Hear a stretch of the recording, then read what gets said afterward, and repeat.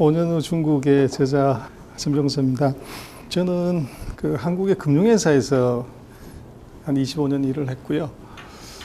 지금은 중국 경제금융연구소에서 중국 리서치를 하고 있고, 경희대 중국 경영학과에서 중국 투자론, 중국 주식시장론 이걸 강의하고 있습니다. 5년 뒤에 중국 어떤 일이 벌어질까요? 첫 번째는 중국이 미국을 이길지도 모르는 일이 벌어질 것 같습니다. 두 번째로 벌어질 수 있는 일은 우리가 알고 있는 중국이 아니고 첨단 산업과 어떻게 보면은 럭셔리로 이 무장한 중국이 될지도 모르겠습니다. 그래서 한국이 지금 중국에서 벌고 있는 굉장히 많은 돈들이, 이 돈 버는 비즈니스 모델이 지금 같은 모델이 과연 5년을 버틸 수 있을 것인가. 이제 중국을 좀 자세히 들여다보면 그럴 가능성이 거의 없을 가능성이 있다. 이제 그런 생각이 듭니다. 제가 오늘 말씀드릴 결론이자 이제 전체인데요. 270년에서 5년 전 뭘까요? 중국이 1980년에 경제 규모에서 1970년부터 80년 동안 성장했던 그 스피드로 간다고 했을 때 미국을 언제 GDP에서 따라잡을까 하면 270년 걸려야 됐습니다. 근데 2010년에 이 구매력으로 평가한 GDP로 하면 미국의 성장률하고 중국의 성장률을 똑같이 지금처럼 유지가 된다고 보면 5년이면 판이 뒤집어집니다. 그리고 중국은 전 세계가 다 이제 변화의 시대에 들어와 있는데요. 소위 말하는 정권의 변화가 있는 거죠. 그래서 과거 30년 동안 중국의 리더들은 이제 우리 표현으로 하자 그러면 이제 무관이라고 볼 수 있습니다. 리더들은 다 공대생이었습니다. 그래서 중국의 역대 리더들은 예전부터 그랬습니다만은 리더의 저질 중에서 가장 중요한 게 뭘까요? 물을 다스리는 겁니다. 그래서 고대에도 중국에는 물을 잘 다스리는 이 황제가 전체를 다 지배를 했고, 중국의 중요한 수도들은 다가 이제 강가에 있었던 거죠. 그래서 중국에서는 물을 잘 다스리는 수리에 능한 황제가 살아남을 수밖에 없었던 이유는 전체 인구의 80%가 황하강 주변에 살았습니다. 정말 그럴까요? 강 하나에 전 나라의 인구의 80%가 거기 살 수 있을까요? 있습니다. 우리나라 어떨까요? 한강 수계에 남한강, 북한강, 이 한강, 이 수계에 우리나라 전체 인구의 70% 모여 삽니다. 경기도, 인천, 서울 다 합치면 그 정도 됩니다. 중국은 이 황하강 주변에 그렇게 모여 살았기 때문에 황하강은 엄청난 만곡이 있었죠. 그래서 그 만곡 때문에 엄청난 범람이 있었고, 우리나라 강은 범람을 해도 남는 게 있습니다. 물이 맑기 때문에요. 근데 중국의 황하강은 다 황토입니다. 쓸고 지나가면 평평한 운동장밖에 없는 거죠. 아무것도 없는 일이 벌어져. 그래서 치수를 잘하냐 못하냐가 국가가 운동장으로 변하냐 안 하냐하고 똑같습니다.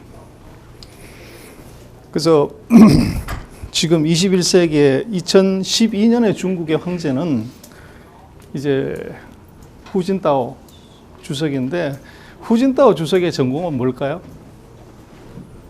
전공은요, 칭화대학교 수리공정과 출신입니다. 물 다스리는 과에서 대통령 나온 거죠. 그리고 중국이 최근 들어서 원자폭탄 실험을 하도 많이 하고, 그리고 이 세계 공장이 되면서 엄청난 에너지가 필요한 바람에 중국의 전체 에너지의 63%가 석탄입니다. 그래서 밑에 굴 무지하게 뚫은 거죠. 그래서 중국의 지진이 아주 잘 일어납니다. 그래서 21세기의 왕의 조건 또 하나는 지진을 잘 다스리는 사람이어야 됩니다. 중국의 넘버 2 원자바오 총리의 전공은 뭘까요? 광산 지질학과입니다. 그래서 지금 중국의 최근 30년간의 리더들은 다 이제 공대생들이었고요. 근데 내년부터, 금년 10월부터 시작해서 중국의 정권이 바뀐 시진핑 정권은 이제 문과생입니다. 그래서 시진핑이 청와대학교 법학 박사고 지금 넘버 2가 될 리커창은 북경대 경제학 박사입니다. 드디어 이제 무관의 시대에서 문관의 시대로 중국이 넘어오는 거죠. 저게 뭐 역사가 얘기를 해주는 어떤 이제 시사점이라고 얘기를 할 수가 있는데, 중국의 지금 상황을 놓고 보면 더 이상 물로 지진으로 다스리는 나라가 앞으로 5년이 지나면 아닙니다. 중국에 대한 많은 이제 그 서방 세계의 논란이나 이렇게 붕괴론, 거품론, 이제 망한다고 하는 얘기들이 줄기차게 나오는데, 그 망한다는 얘기에 이제 많은 부분은 소수민족이 봉기해서 빈부격차가 커서 지방정부 부채가 많아서 부동산 버블이 심해서 그래서 이제 망한다고 보는 거죠. 근데 제가 볼 때는 중국은 그 4가지 요소로는 절대 망하지 않습니다. 중국이 진짜 망할 수 있는 가능성은 뭐냐면 돈 때문입니다. 전 세계에서 돈이 가장 많은 나라가 지금 중국입니다. 중국이 가장 지금 고통스러워하는 것은 물가 상승이거든요. 돈을 너무 많이 풀어서. 중국이 지금 갖고 있는 외환보유고가 3조 2천억 불인데요. 미국이 깨졌을 때, 월가가 다 박살나서 서브프라임이 터졌을 때 미국이 월가를 구제하는데 든 돈이 얼마일까요? 8천억 불이 안 됩니다. 지금 중국이 갖고 있는 돈은 서브프라임 사태를 4번을 구제할 수 있는 돈을 들고 있는 거죠.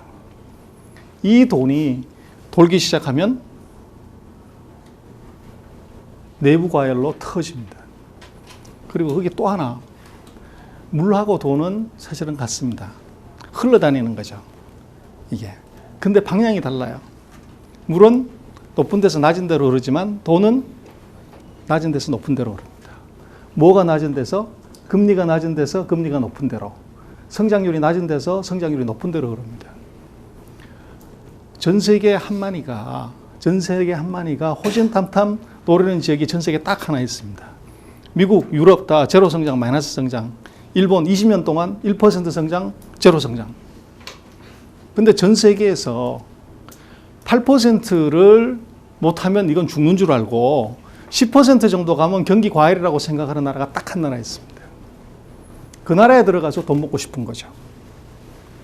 그래서 최근 2년 반 동안 OECD 국가 중에서 경제 규모도 그렇게 크지가 않은 한국이 주식시장이 굉장히 좋았습니다. OECD 국가 주가 다 개판입니다.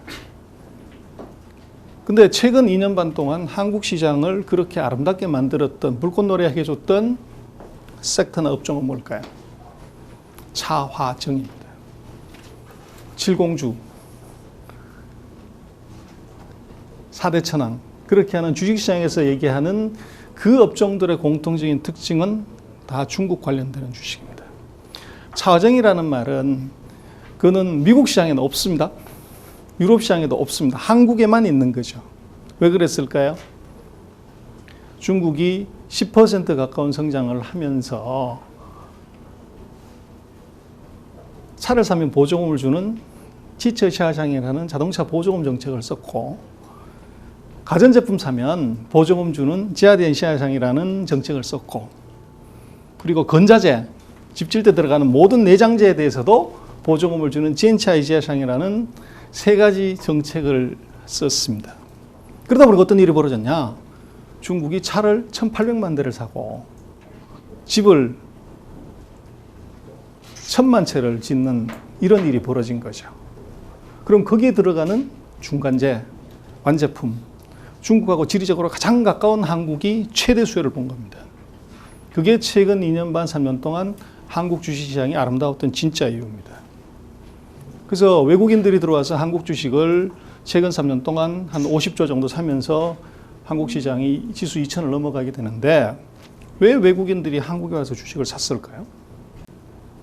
아니 바로 지척의 거리에서 대포가 날라오고 언제 터질지 모르는 전 세계에서 가장 위험한 지역에 돈 가진 사람들이 돈을 넣는다는 것은 구렁이 아가리에다가 주먹 넣는 거하고 똑같은 거죠.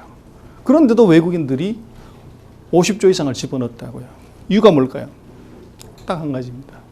세계에서 가장 높은 성장을 하는 돈의 속성상 플러스 금리고 경제 성장률이 가장 높은 그 나라에 지르고 싶은데 문제는 그 나라는 외국인이 투자를 할 수가 없습니다. 그래서 거기에 중국의 가장 큰 후광 효과를, 할로 이펙트가 가장 큰 나라가 어딘가 봤더니 한국이라는 거죠. 어쨌거나 앞으로 중국의 그 그림은 전 세계 한만이가 들어오고 중국 내부적인 돈들이 이제 돌기 시작을 하면 이 돈이 만드는 그 리스크가 아까 말씀 올린 그 네 가지의 리스크보다 월등히 더 큽니다. 이걸 통제하는 것은 우리식으로 얘기하면 경제학이나 경영학이나 회계학이나 금융학을 단 한 번도 배우거나 들어보지 못한 공대생들은 컨트롤할 수 없습니다. 그건 결국은 레귤레이션을 해야 되는데 그건 법으로 해야 되는 거고 이게 돈의 흐름, 경제의 흐름은 순리대로 따라가야 되는 거죠. 경제 흐름을 정확하게 파악하는 선수들이 필요합니다. 정말로 우연의 일치이시겠지만은 중국이 선택한 넥스트 스테이지의 5세대 지도자들은 무관이 아니라 문관입니다. 그 다음번에 보여지는 것은 이제 중국이 대륙에서 해양입니다. 그래서 최근 200년간 중국이 헤맸던 가장 큰 이유는 해양 세력의 어떻게 보면 등장에 전혀 대책을 못 세웠던 거죠. 그래서 대륙을 이제 완전히 그 평정하고 난 다음은 그것은 세계적으로 어떻게 힘이 있는 강대국으로 가려면 해양을 장악하지 않으면 될 수가 없습니다. 근데 지도를 자세히 보시면 중국이 나갈 수 있는 땅은 태평양밖에 없습니다. 그 태평양에 문고리를 누가 잠그고 있냐고 그러면 미국이 잠그고 있습니다. 지금 언론에서 보시면 남사군도 문제 때문에 미국하고 중국이 치고받고 난립니다. 그렇지만 총질은 하지 않습니다. 서로 입씨름하는 거죠. 드디어 이제 태평양을 막아놓은 200년 동안 대나무 숲에다가 잠궈놨던 숨겨놨던 고물 이거를 이제 밖으로 튀어나가게 하는 것은 태평양입니다. 중국이 앞으로 5년 동안 할 중요한 이제 외교적인 측면에서는 이게 훨씬 더 중요할 수 있습니다. 북한 문제보다도. 그래서 그 보여지는 것은 지금 30년 동안 중국이 해온 것은 소위 말하는 인더스트리얼라이제이션으로 세계에서 넘버 2가 됐습니다. 나중에 잠깐 말씀을 드리겠습니다. 앞으로 중국의 30년은 인더스트리얼라이제이션이 아니라 어버나이제이션으로 갑니다. 그리고 우리는 중국을 생각하면 부동산 버블이 엄청나게 심한 삽질에서 SOC 건설해가지고 경제를 일으키는 나라고 A380 비행기 한 대를 살려면 와이셔츠를 8억 불을 만들어 팔아야 되는 낮은 저부가 가치 산업으로 거기서 날밤 새서 이제 돈 버는 나라라고 생각을 했지만 앞으로 5년 뒤에는 그게 아니고 비행기보다 빠른 기차, 하늘의 궁전, 신들의 배라고 하는 우주선을 만들어서 그걸 타고 다니는 나라가 돼 있을 수 있습니다. 이미 중국이 전 세계 사치품 시장, 명품 시장 마켓의 27%를 중국이 소비를 합니다. 세계에서 2등입니다. 오늘도 아마 어디 신문에 났었지만 중국이 지금 전 세계 미술품 시장의 33%를 구매를 합니다. 중국이 피카소가 그렇게 잘 나간다고 하지만은 피카소보다 더 비싼 그림이 중국에 있습니다.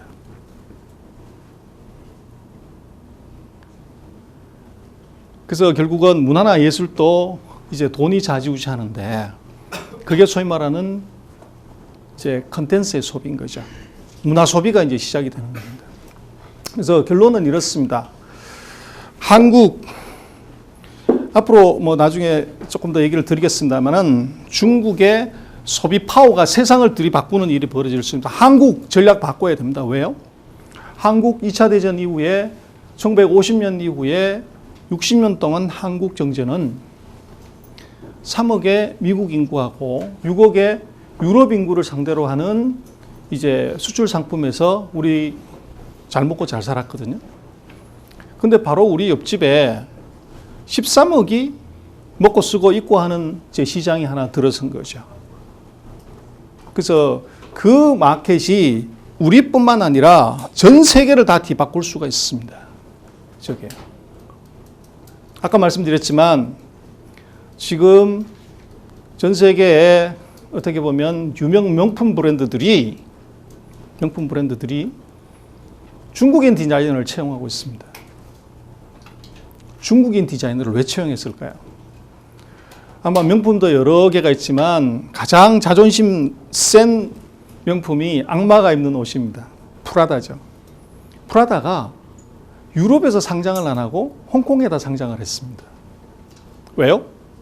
중국의 부자들 때문에. 이번 금융위기로 전 세계 주가가 다 폭락을 했고 유럽은 거의 이제 지옥으로 갔는데요. 유럽의 버버리나 예를 들면 에르메스나 소위 말하는 명품 브랜드의 주가는 작게는 18%, 많게는 60% 상승했습니다. 아니, 나라가 망했는데 거기서 옷가게들의 주가가 올라간다는 게 말이 됩니까? 안 되죠. 그런데 현상은 그렇게 나타났습니다. 어떻게 해요? 유럽에 놀러간 미국 관광객들이 선반에 있는 루이비통 가방, 버버리 옷, 다 박스대기로 다 가져가 버린 거죠. 그게 지금 중국의 소비력입니다. 그래서 한국의 경우는 결국은 꿀뚝이 아니라 이제는 첨단하고 이 문화에 중국의 첨단과 문화를 정확하게 보지 못하면 5년 지났을 때 우리가 중국에 팔 게 없어지는 그런 현상이 나타날 가능성이 있습니다. 결국은 이 문화라는 것이 우리로 봐서는 굉장히 중요한데 저 문화는 사람한테 체화되어 있습니다. 그 체화된 사람을 잡지를 못하면 그것은 의미가 없는 것이죠. 아까 말씀을 올렸습니다마는 유명 브랜드의 월드 클래스 유명 브랜드들이 중국 디자이너를 채용하는 이유는 딱 저겁니다. 사람을 잡으려고 하는 것이죠. 한국에 지금까지 보여줬던 철강, 화학, 자동차, 조선, 핸드폰, LCD 이것 위주의 산업 구조에서 앞으로 5년 내에 우리가 소위 말하는 중국의 컨슈머에 거기에 딱 맞는 이제 소비 산업으로 전환하지 못하면 최근 금융위기 3년 동안 누렸던 호황은 아마 없을 가능성이 대단히 높아 보입니다. 제가 오늘 말씀드릴 내용들은 이런 한 4가지 정도고요.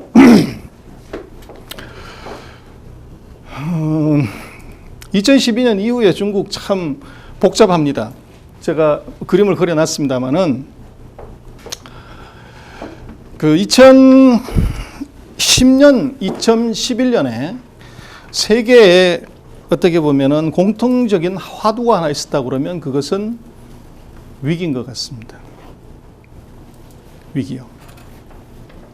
그래서 미국, 유럽, 한국 다 2012년에 세계 화두는 물건 사주는 중국의 소비가 될 가능성이 대단히 높아 보입니다. 지금 그 선진국이라고 하는 나라들의 GDP는 다 1%고요. 에머징은 8%인데 그 중에서 중국이 가장 큰 역할을 합니다. 지금 9%가요. 중국은 9% 성장을 하고 있고 9% 실업률이 있는 나라가 있습니다. 저게 G1하고 G2입니다. 어떤 일이 벌어질까요? 이런 일이 벌어졌습니다. 9% 실업이 있는 나라는 장미혁명이 일어나서 99%가 이제 데몬스트레이션 하고요. 반대로 9% 성장하는 나라는 쇼핑혁명이 일어나고 있습니다. 지난 10월 달에 한국의 그 국경절, 중국에서 2주일 노는 그 사이에 와서 한국에서 돈 쓰고 간 돈이 2조 7천억 원입니다. 제주도에 면세점에 70%의 매상을 중국 관광객이 올린 거죠. 2012년 어떤 그림일까요? 위기 이후에 이제 보여지는 이제 세상 아이고 이게 파일이 없어졌네요. 결국은 유럽 이렇게 돼 있고 주식시장 곰하고 소하고 싸우고 있고 이게 돈 가치 없어졌다고 그러는데 결국은 이런 문제를 해결할 수 있는 단 한 가지 수단은 뭘까요? 결국은 새로운 일자리입니다. 그래서 99%가 저렇게 거리에 뛰쳐나오는 이유, 한국의 젊은이들이 촛불 시위를 하는 이유, 이거 다 뭐 때문에 그럴까요? 딱 한 가지입니다. 일자리 때문에 그렇습니다. 근데 그 일자리를 어떻게 만드냐가 가장 중요한데 지금 있는 전 세계 모든 생산 캐파는 다 오버 캐패시티입니다. 철강, 화학, 조선, 자동차 다 과잉 생산입니다. 거기에 더 이상 고용할 수가 없어요. 정부가 대기업 재벌 보고서 고용 많이 해라고 그러는데 공장을 지어야 고용을 할 거 아닙니까? 더 이상 지면은 다 적자인데. 그러면 새로운 인더스트리에서 고용을 창출해야 되는데 그게 바로 파란색입니다. 아마 위기 이후에 요새 뉴노멀 많이 하는데 그게 뭘까요? 첫 번째는 아마도 파란색일 겁니다. 그래서 두 번째로는 지금 아마 여기도 다 그러시겠습니다만은 지금 한국의 젊은이들 제가 시간을 늦을까봐 전철을 타고 왔었는데요. 보니까 이 전철에 계시는 젊은 분들하고 이제 나이 든 분들의 구별을 어떻게 할까? 그래서 어떻게 하세요? 그래서 제가 볼 때는 지금 21세기의 한국의 젊은이들은 다 자폐증에 걸렸습니다. 손바닥 자폐증이요. 다가 전철에 앉아가지고 딴 사람 얼굴도 좀 쳐다보고 하이 실종 패션도 좀 쳐다보고 이래야 될 건데 그게 아니고 다 이러고 있는 거예요. 다 이러고 있고 다 이러고 있어요. 근데 그게 우리 한국에만 해당되는 일일까요? 아닙니다. 전 세계가 다 그러고 있습니다. 결국은 저 스마트 혁명이 저것이 세상을 들이바꿉니다. 그래서 디지털 컨버전스라는 말이 10년 가까이 사용됐지만 모든 디지털이 한 군데로 응집되는 것이 어디냐 그랬을 때 텔레비라고 생각을 했습니다. PC라고 생각을 했습니다. 그래서 두 놈이 치고받아서 승부가 날 거라고 생각을 했는데 결과는 그게 아니고 핸드폰이 텔레비를 잡아먹어버리고 PC를 잡아먹어버리고 MP3를 잡아먹어버리고 전화기까지 다 통합한 새로운 괴물로 등장을 한 거죠. 저 두 개 말고 그러면 저 두 개를 누가 사주냐는 겁니다. 전 세계에서 핸드폰을 가장 많이 만드는 나라가 어딜까요? 중국입니다. 1년에 몇 대 만들까요? 10억 대를 만듭니다. 전 세계에서 핸드폰 가입자가 가장 많은 나라가 어딜까요? 중국입니다. 가입자가 얼마나 될까요? 9억 5천만 명입니다.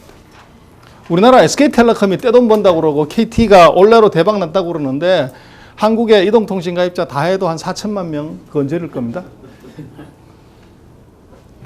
지금 그린 인더스트리가 저게 다 난리인데요. 전 세계에서 태양광 발전, 풍력 발전에 들어가는 장비나 부품을 가장 많이 생산하는 나라가 지금 중국입니다. 태양광 풍력 발전 세계 1등 투자국이 지금 중국입니다. 거기에 또 하나 걸린 게 바로 저 차이나인데요. 저 차이나는 보면 이렇습니다. 이게 뭐냐면 색깔이 전 세계 외환 보유고에다가 각 나라에 황금 갖고 있는 것에다 국가 부채를 뺀 겁니다. 빨간색으로 가면 마이너스고 파란색으로 가면 플러스인데 유일하게 그린 녹색으로 있는 나라가 바로 중국입니다.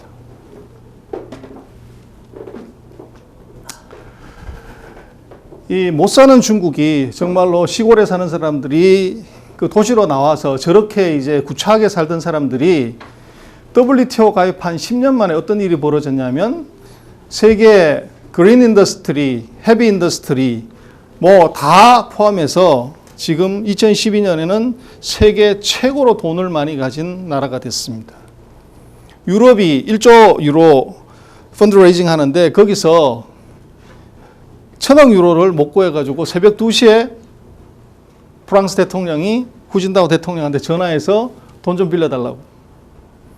미국하고 유럽이 저렇게 거들났는데 중국은 3,000억 불 돈을 내서 1,500억 불, 1,500억 불 해서 국부 펀드를 만들어서 미국하고 유럽에만 전용으로 투자하는 펀드를 만들고 있습니다. 골치 아픈 거죠. 지금 새로운 레드카펫 서비스가 벌어지고 있는데요. 2011년 7월에 힐튼 호텔이 전 세계에 다 이런 로고를 만들었습니다. 이게 뭐냐면 환인 광림 그러는 웰컴 그러는 건데 웰컴이라고 안 쓰고 저기다가 중국말로 써놨습니다. 전 세계 5성급 호텔에 중국 손님이 저렇게 많다는 거죠. 그 밑에 있는 레드카펫 서비스는 뭐냐면 지난번에 아마 그 영국의 그 브루네 왕비 다이애나가 어떤 남자하고 차 타고 가다가 차가 뒤집어져서 이제 세상을 하직을 했는데요. 그때 같이 탄 남자가 누굴까요? 헤롯백화점 사장입니다. 헤롯백화점 사장이요. 런던 중심가에 있는 우리 같은 현대백화점 같은 거죠. 거기에 지금 어떤 게 들어왔냐면요. 이 스토어 가이드가 드디어 중국말로 쓰이기 시작을 했습니다. 한국의 호텔에 지금 중국말로 가이드 써 있는 거 보신 적 있습니까?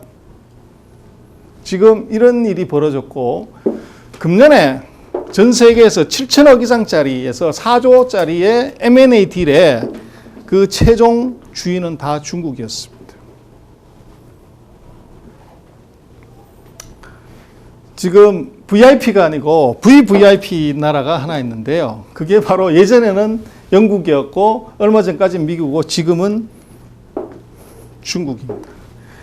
코펜하겐 가는 비행기 그 안내판에 위에 이렇게도 써놨고 여기에 코펜하겐이라고 써놓고 요게 일본 말인데 요 밑에 최근에 들어온 글자가 요게 있습니다.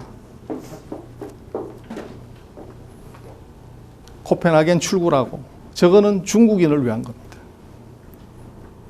중국이 1년에 해외 관광 얼마를 할까요? 작년에 6,500만 명 했습니다.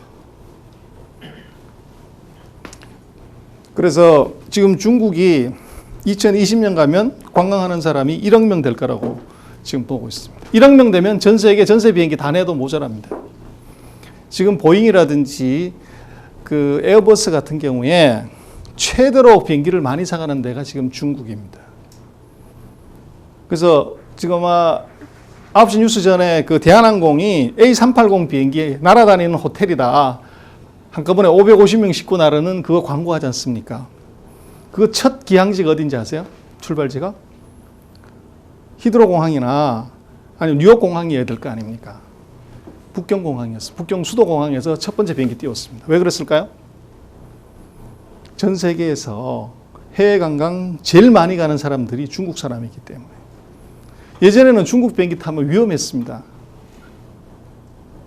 비행기가 노후해서. 근데 지금 전 세계에서 최첨단 비행기, 새 비행기는 전부 미국 비행기입니다. 우리 텔레비에 보는 그 비즈니스 클래스가 뒤로 쫙 제껴지는 비행기, 동방항공 국제선 타면 다 그겁니다. 한국 국적기 그거 별로 몇 대 안 됩니다. 이런 일 벌어지는 거죠. 2015년에 지금 중국이 꿈꾸는 세상 한번 보면 이렇습니다. 이게 뭐냐면 전 세계 GDP에서 차지하는 중국의 비중인데요.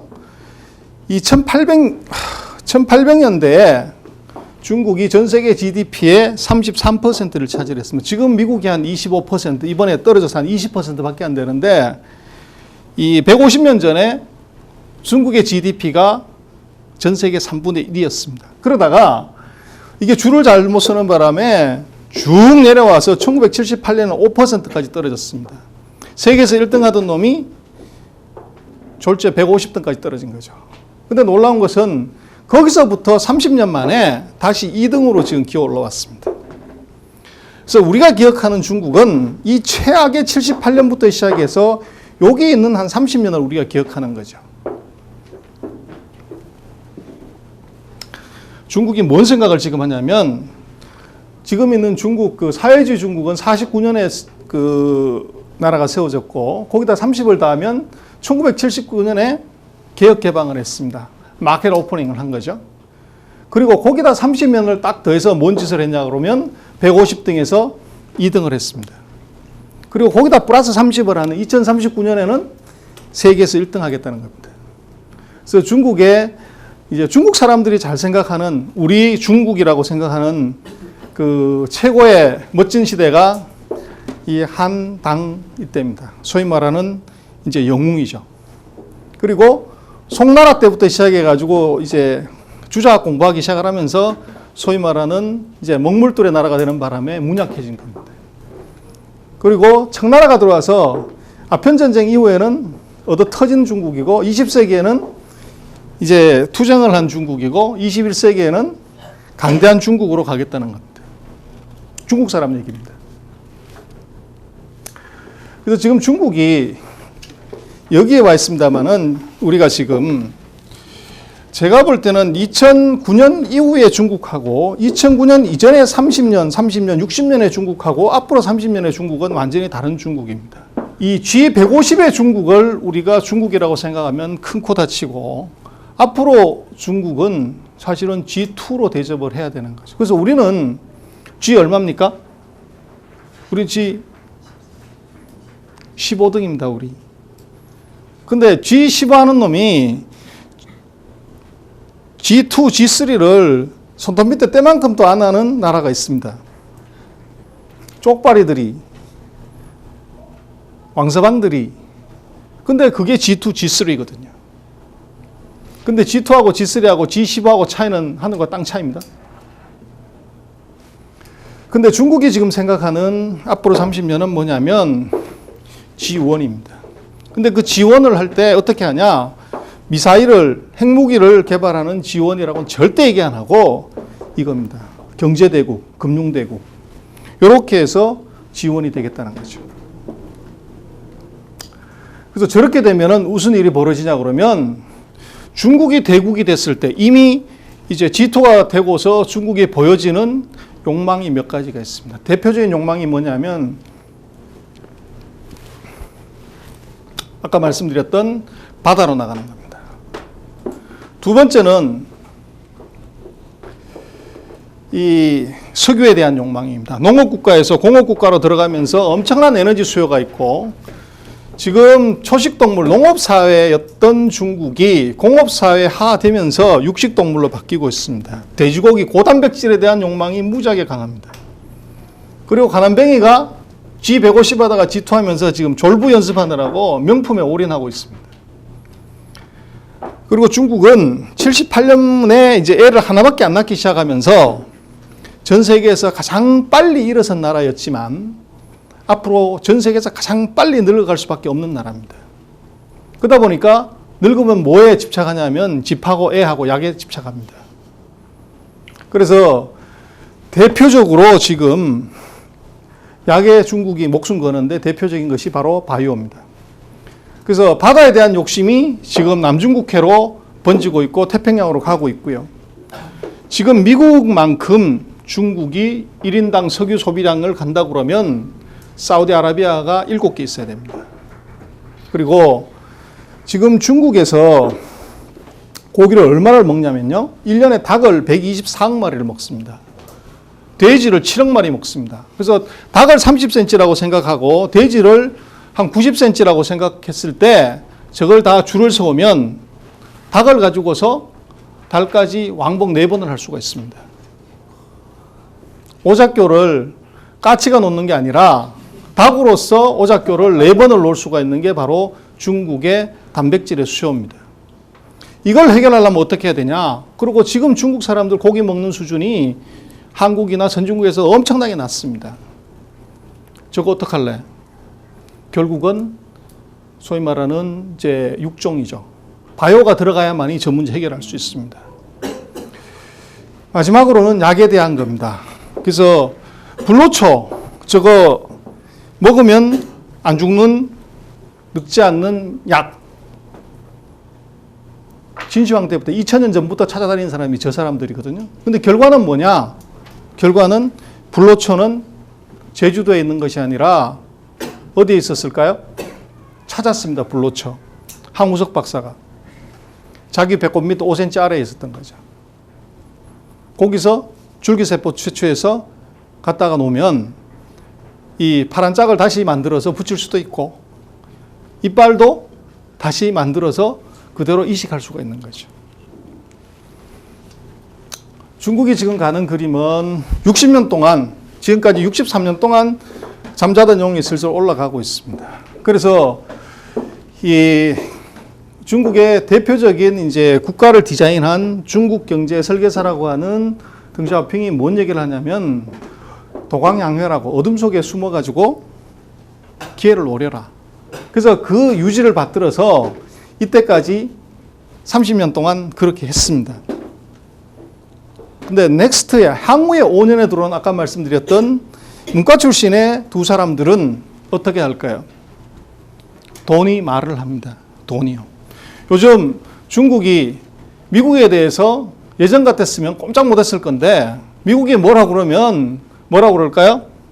이영희 씨가 얘기한 대사 그대로 합니다. 너나 잘하세요. 유럽이 달라이 라마 탄압하지 말고 뭐 어쩌고 저쩌고 얘기를 하면 너나 잘해. 남의 일 간섭하지 말고. 그게 무슨 백 믿고 그럴까요? 딱 한 가지입니다. 주머니에 있는 돈입니다. 유럽을 다 구제할 수 있는 캐시를 주머니에서 살짝 파냈다가 보여주기만 하고 다시 집어넣어버리는 거죠. 유럽이 아주 미치고 환장합니다. 근데 내가 미국에 이 스태프분에 돈을 1억을 빌려줬단 말이에요. 돈 내놓을래 안 내놓을래? 이러다가 좀 참자 이러다가 있단 말이에요. 그러니까 돈 빌려 간 놈은 나보다 키도 작고 저게 못생겼고 저거 확 밟았으면 좋겠는데 문제는 돌려버리면 회사 부도나니까 이거 왜 이러냐고. 지금까지 최근 3년간을 보시면 미국하고 중국하고 붙어가지고 미국이 완승한 적이 단 한 번도 없습니다. 그리고 이게 입만 열면 미국이 하는 게 위안화 절상하라고 마구 떠들었지만 위안화 절상 안 하면 어떡하냐. 환율 조정국으로 지정해서 페널티를 주겠다고 누차 얘기하면서 지금까지 단 한 번도 실행한 적이 없습니다. 왜요? 실행하면 되지. 초강대국인 미국이 뭐가 겁나서. 근데 미국의 빚의 3분의 1을 중국이 갖고 있거든요. 그래서 그 빚을 한꺼번에 다 갚으라고 던져버리는 순간에 미국이 국가부도가 날 위험이 있다고요. 서로가 이제는 중국하고 미국이 창과 방패의 역할을 지금 하고 있습니다. 너 창으로 찌를래? 그럼 나 방패로 막지. 이제 이러고 있는 이제 상황들이 벌어진 거죠. 그래서 이 G2에서 가는 그림은 결국은 외교에서는 해양으로 갑니다. 그리고 국부는 결국은 G2에서 G1으로 가게 되면 저것은 바로 금융대국으로 가는 거고요. 그리고 문화는 결국은 털에서 구멍으로 간다고 써놨는데요. 이 털이 뭐냐 그러면 모택동입니다. 소위 말하는 사회주의 사상에서 저게 지금 그 공자의 사상으로 가는 거고요. 지금 진나라 때 중국이 화폐 대국이었고 청나라 때 세계 최대 경제 대국이었는데 시진핑 때는 세계 최대 금융 대국이 지금 되려고 그러고 있습니다.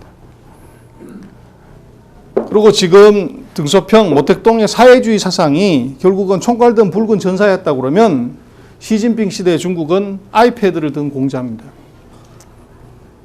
공자가 아이패드를 들고서 전 세계를 돌아다니면서 인의 예지신을 강의를 하는 거죠. 어떻게 해요? 우리 성균관대학에도 있고 제주대학에도 있습니다. 공자 학원이 이미 전 세계에 다 들어서고 있습니다. 소위 말하는 칼로서 이기는 것이 아니라 국가꽃으로 이기는 거죠. 2015년에 중국, 이게 이제 중국이 미국을 추월하는 데 걸리는 시간을 아까 말씀드린 걸로 하면 1980년대에는 270년이 돼야 되고 90년대는 176년, 2000년에는 47년, 2010년에는 14년인데 요거를 구매력 평가로 하면은 5년 만에 끝이 난다는 겁니다. 제 얘기가 아니고 IMF가 작년에 예측한 그림으로 보면 구매력으로 평가하면 2015년이면 서로가 뒤집어진다는 겁니다. 저렇게 됐을 때 한국은 어떻게 될까요?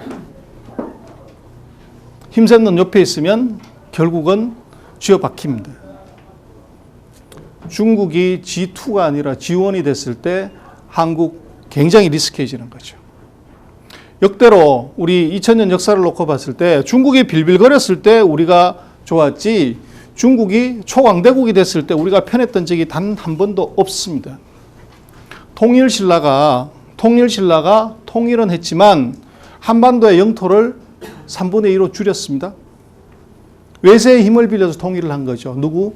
당나라 소정방의 힘을 빌려서요.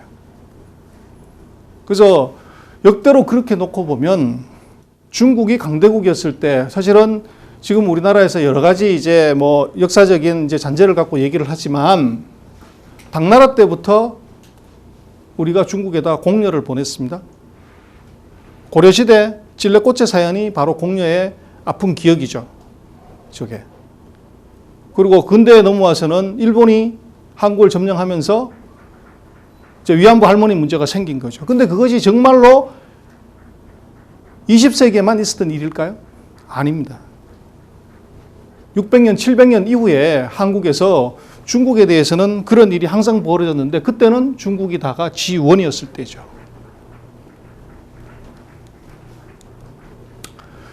지금 정치 권력이 중국에서 바뀝니다.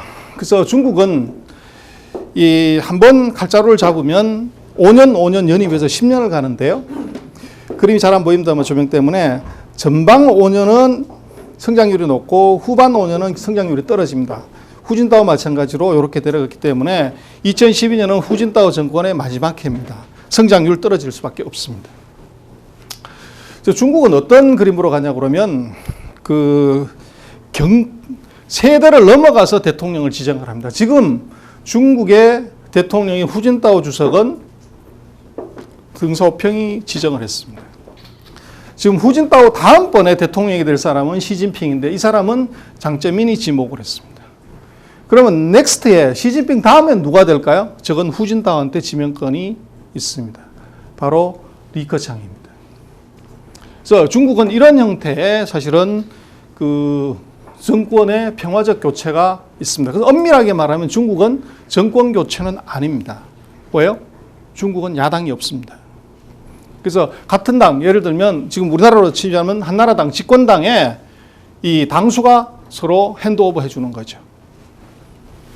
그래서 중국은 이 같은 당에서 뭐를 하기 때문에 소위 말하는 스타 만들기가 있습니다. 그래서 정치 사이클하고 경제 사이클이 굉장히 유사하게 가는데 이 대통령 새로 되면 이제 이짐 살려고 다리 놓고 집 짓고 길 뚫고 막 해주는 거죠. 정권 초기에 다 이렇게 기어 올라갑니다. 지금 2012년은 정권 말기이기 때문에 떨어지는 거죠. 2013년에 중국 경제를 지금보다 좋게 보는 이유는 바로 중국의 저런 정치 사이클 때문에 그렇습니다. 앞으로 중국을 지금 놓고 보면 1950년대에 이제 마오쩌둥이 지금 말 많은 티벳을 점령을 했죠. 남쪽을 이제 점령을 하면서 같이 잘 먹고 잘 살자 이렇게 얘기를 했고 그렇게 해봤더니 잘 못 살았다는 거예요. 그래서 어떻게 하냐? 덕샤오평 얘기가 돈 벌 수 있는 놈부터 벌어라. 먼저 벌어라. 그래서 까만 고양이, 흰 고양이든 지 잘 잡는 놈이 최고다. 사회주의 국가에서 그게 말이 되나요? 같이 잘 먹고 잘 살자고 하는데 말이 안 된단 말이에요. 근데 이걸 도입을 한 겁니다. 그래서 1978년부터 사실은 우리가 사회주의라고 얘기하는 중국은 죽었습니다. 중국은 지금 사회주의가 아니고 사회주의 탈을 쓴 자본주의입니다. 오히려 돈이라고 그러면은 자본주의보다도 더 악랄하게 벌고 어떻게 보면 더 미친 듯이 버는 나라가 중국입니다. 돈이 있으면 안 되는 일이 없고 돈 없으면 되는 일이 하나도 없는 나라가 바로 지금 중국이죠. 그 다음번에 덩샤오평 다음번에 칼자루를 잡은 사람은 장쩌민입니다. 중국의 역대 대통령 중에서 해외에 유학을 한 사람이 있을까요? 중국의 대통령은 해외 유학을 했습니다. 한국의 대통령 중에서 해외 유학한 대통령이 있습니까? 없습니다. 근데 중국은 저 양반은 프랑스에서 유학을 했습니다. 유학파가 생각한 건 바로 이 서쪽을 개발을 해서 이 서쪽 지역이 뭐냐 그러면 사막하고 산맥이지만 저기에 뭐가 있을까요? 사막 아래에 천연가스가 무진장 들어있었습니다. 그래서 서쪽에서 이쪽으로 가스를 동쪽으로 다 갖다 옮긴 게 바로 서기동수입니다. 그리고 거기서 전기를 일으켜서 동쪽으로 다 가져왔고, 그 다음번에 이제 칼 잡은 양반이 이제 후진타오인데요. 나머지 선배들이 동쪽, 서쪽, 북쪽까지 다 해먹었으니까 여기만 남은 거죠. 이게 바로 동북진흥입니다. 그리고 여기는 소위 말하는 중원인데요. 중원은 우리 무협지에 나오는 것하고 똑같습니다. 매일 치고받고 하니까 그쪽이 낙후되어 있었죠. 중부걸기라는 게 여기서 톡 튀어나옵니다. 후진타오까지 해서 이걸 다 먹은. 그러면 다음번에 집권하는 사람은 어떡할까요? 먹을 게 없는데. 그래서 넥스트에 이 양반은 결국은 돈 벌어놓은 거 이제 분배하는 문제에 이제 들어가게 됩니다. 그리고 아마 내치가 완성이 되면 필연적으로 내분이 일어나죠. 더 먹겠다고. 그러면 관심을 밖으로 돌리기 위해서 밖으로 나가야 됩니다. 그래서 그것이 지금 아까 말씀을 드렸지만 중국이 대국으로 가려면 결국은 이 해양하고 교역을 해야 되는데 문제가 요 첫 번째 라인, 두 번째 라인, 요 라인이 요게 지금 미국 태평양 함대가 지키고 있습니다. 그래서 2020년까지 해서 중국은 요까지를 내외화하고 2040년이 되면 요까지 뚫고서 태평양으로 가겠다는 게 바로 이제 중국이고, 지금 중국이 제가 빨갛게 그려놨습니다만 이 빨간 것이 까맣게 될 수가 있습니다. 어떻게 해요? 이 불 켜진 창을 불 꺼진 창으로 만들려면 간단합니다. 전기 스위치 내려버리면 되죠. 중국은 지금 필요한 석유의 50%를 수입하고 합니다. 그래서 중국이 산유국입니다. 중국은 30년 전에는 석유를 단 한 방울도 수입하지 않았어요. 우리 산동, 우리 가까워에 있는 산동에 승리라는 곳이 있습니다. 거기에 기름이 납니다. 하얼빈의 그 위쪽에 가면 대경이라는 데서 기름이 나요. 산유국입니다. 그래서 북한에 석유를 공급하는 것이 바로 대경유전에서 나온 송유관에서 그 신우주 단둥, 거기서 송유관으로 북한으로 넘어가는 거죠. 근데 공업화가 되면서 엄청난 에너지가 필요하게 되면서 중국은 석유를 수입하는데 전체 수입의 50%가 어디를 통과하냐면 중동에서 바로 이 말라카 해협을 통과합니다. 이것만 미국이 딱 막아버리면 어떻게 될까요? 중국은 바로 불 꺼진 창입니다. 지금 여기 와 계시는 많은 분들이 아마 불 꺼져가지고 깜깜해지면은 집에 못 가시잖아요. 경제 전체가 다 그렇게 올 스톱 되는 거죠. 그래서 중국으로서는 해상 안보가 이게 석유 수송 안보가 무엇보다도 중요한 관건입니다. 그래서 여기에다가 진주 목걸이 프로젝트를 이제 하면서 여기다가 군사를 지금 주둔시키고 항공모함을 갖다 받고 있습니다. 그리고 결국에는 요 남사군도 요 지역을 자기 땅으로 가져가고 궁극적으로는 요까지 다 가져가겠다는 거죠.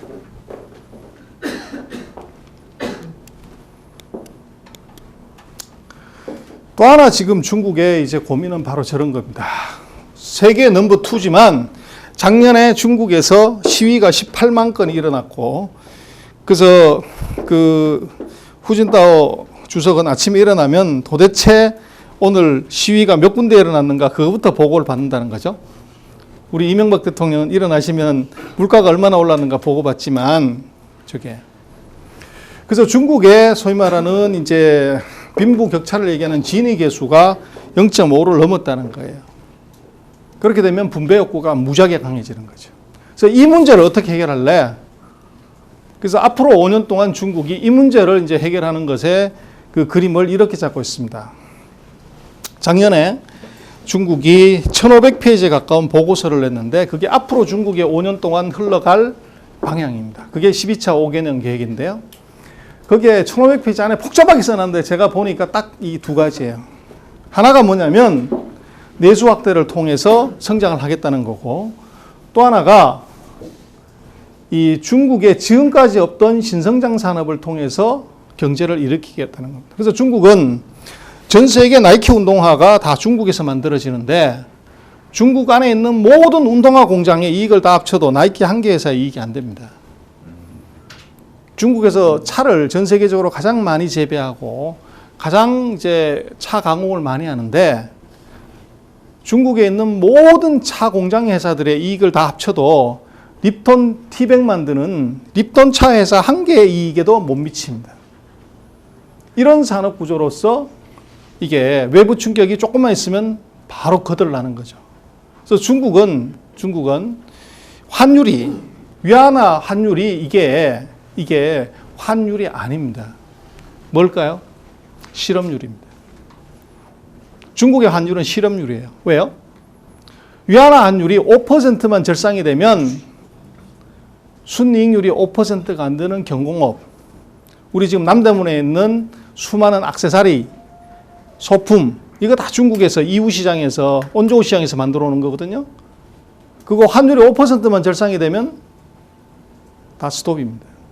그러면 거기에 종사하는 수천만 명의 사람들이 바로 거리로 내앉는 거죠. 그래서 중국이 환율에 대해서 미국이 아무리 떠들어도 쉽게 거기에 대응해가지고 저게 절상을 하거나 이러지 않는 이유가 그것이 실업률하고 관계가 있기 때문에 그렇습니다.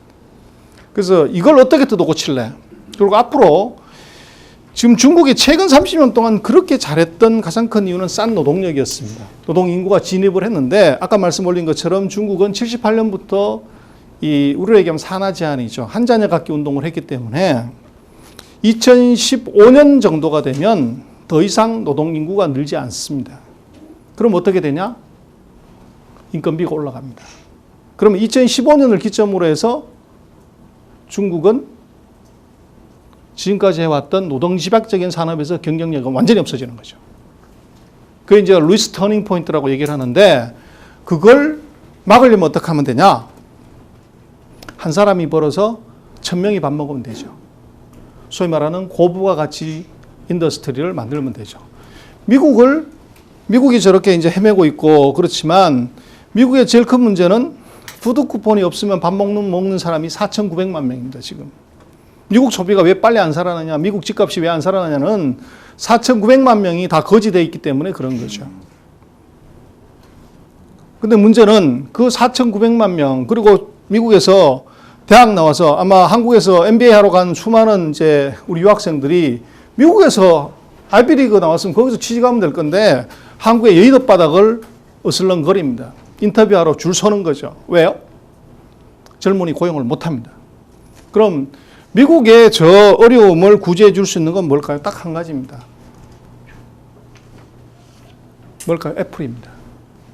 애플 같은 회사 700개만 있으면 미국은 깨끗이 해결됩니다. 애플이 1년에 2만 명을 고용을 해요. 700개 있으면 1,400만 명을 고용할 수 있는 거죠. 3년이면 미국의 실업자를 깨끗이 다 정리해 버릴 수 있습니다. 그게 결국은 경쟁력인데 그게 뭐냐 하면 신성장 산업이죠. 그래서 중국이 감히 우리가 생각할 때는 상상하지 못하는 신에너지, 신소재, 전기차, 첨단 장비, 바이오, 환경, IT 이런 7개 산업을 육성을 해서 5년 안에 세계에서 1등을 하겠다고 하는 것이 바로 중국의 플랜입니다. 우리가 들으면 황당하죠. 그래서 중국의 그 12차 5개년 계획이 바로 5년 단위로 중국은 이제 계획을 잡는데 중국의 목표 성장률이 다 요겁니다. 7% 또는 8%인데요. 지금까지 중국은 딱 2번 큰 천안문 사태라든지 전 세계적인 금융위기가 왔던 때를 제하고는 단 한 번도 목표를 미달한 적이 없습니다. 5년 평균으로 하면 목표를 항상 초과 달성했습니다. 왜 그럴까요? 사회주의 특성 때문에 목표를 낮게 잡는 거죠. 그래서 중국은 항상 8%가 기본입니다. 왜 8%냐? 중국의 GDP라고 하는 것은 환율은 실업률이지만 이 GDP는 사실은 고용률입니다. 그래서 GDP 1%당 예전에는 고용 유발 개수가 150만 명이었습니다. 산업이 고도화되기 전에. 근데 지금은 공업화가 진행이 되면서 중국의 GDP 1%당 노동 유발 개수가 70만에서 80만 밖에 안 됩니다. 그러면 어떻게 해야 돼요? 1년에 중국의 대학생이 얼마나 돼요? 졸업생이 660만 명입니다. 1년에. 그럼 그 660만 명을 비자발적 실업자 한 100만 명 빼고 나면 적어도 87이 56. 이게. 그래서 8% 성장을 해야 먹물 실업자를 막을 수가 있습니다. 그래서 8%를 가는데 그게 국가 목표고 실제적으로는 이 30년 동안 9.9% 성장했습니다. 예전에는 1년에 1,500만 명씩, 최근에는 1년에 한 700만 명씩 고용을 한 거죠. 그래서 2012년을 기점으로 해서 중국이 지금까지 해왔던 소위 말하는 삽질하는 경제하고 인가공하는 무역에서 이 틀을 바꾸겠다는 겁니다. 7대 신성장 산업 플러스 소비 산업으로 성장의 축을 바꾼다는 거예요. 그 지금까지 중국은 이제 투자해서 공장 지어서 그걸 통해서 이제 대박을 낸 거죠. 근데 이제는 그게 아니라 번 돈 갖고 쓰는 성장을 하겠다는 겁니다. 그리고 두 번째로는 아까 말씀드린 것처럼 이제 7대 신성장 산업을 육성을 하겠다는 거예요. 그래서 그 7대 신성장 산업이 뭐냐? 바로 이 7개 산업인데 이게 신에너지, 전기자동차, 신소재, 차세대 IT, 에너지 절감, 환경보호, 바이오, 첨단 장비고 요 앞에 거를 선도산업으로 뒤에 걸 지주산업으로 그렇게 지금 가져가고 있습니다. 그래서 이 산업이 목표가 뭐냐 그러면 지금 이 리사이클링 인더스트리에서 중국이 이미 지금 2010년에 예를 들면 그 캐파 중에서 투자 금액으로 보면 중국이 세계 1등이고 풍력 발전의 세계 1등이고 이 지금 그 태양열 여기서도 1등이고요. 그래서 나머지 에탄올이라든지 바이오 디젤 같은 데서도 이제 가는데 2011년이 되면 아마 여기서 한 4개 분야 정도가 통계치가 아직 안 나왔지만 세계에서 1등이 중국입니다. 한국은 태양광이나 풍력발전소 몇 등 할까요? 우리는 랭킹에도 없습니다.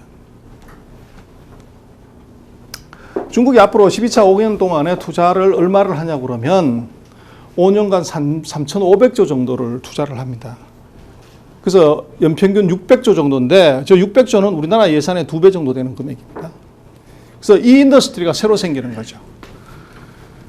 그래서 중국이 왜 이 7대 신성장 산업에 목을 거냐 그러면 이게 우리나라의 그 산업 구조인데요. 중국의 지금 GDP 4,000불에서 5,000불은 우리나라 88년, 89년 한 90년 초 정도 뭐 그 정도 수준인데요. 그때 우리는 뭐를 했냐 그러면 소위 말하는 이 경공업에서 중화학공업 육성을 이 빨간 색깔 이걸 이제 올인을 한 거죠. 근데 중국은 중화공업 육성에 올인을 하는 게 아니라 아까 말씀드렸던 저 첨단 산업에 올인을 지금 하고 있습니다. 왜 첨단 산업일까요? 지금 중국은 소위 말하는 서비스 산업에서는 특허나 엔터테인먼트나 브랜드나 금융에서는 아직 경쟁력이 없습니다. 제조업에서 더 업그레이드를 해야 되는데 이 7개 산업은 전 세계적으로도 아직 기술이 완벽하지를 못합니다. 누가 1등이 없어요. 두 번째로는 이 7개 산업의 최대 시장이 지금 중국입니다. 태양광 발전의 세계 최대 투자처가 중국이에요. 그래서 예전에는 타클라마칸 사막이 아무 쓸데없는 사막이었지만 지금은 그 밑에 천연가스가 무진장 묻혀 있어가지고 밑으로는 천연가스를 뽑고 사막이기 때문에 365일 태양이 반짝거리는 거죠. 거기가 거대한 태양광 발전단지입니다. 내몽고의 초원이 쓸데없는 초원에 거기에 바람밖에 안 불고 아마 북경에서 살아보신 분들은 아시겠지만 왜 가죽 잠바가 필요한지를 아실 거예요. 바람이 내몽고에서 북경으로 다이렉트로 산이 없기 때문에 그대로 불어오는 바람이 정말 이 귀를 찢어갑니다. 그냥 골프 한번 쳐보세요. 요즘 1월달 같은데.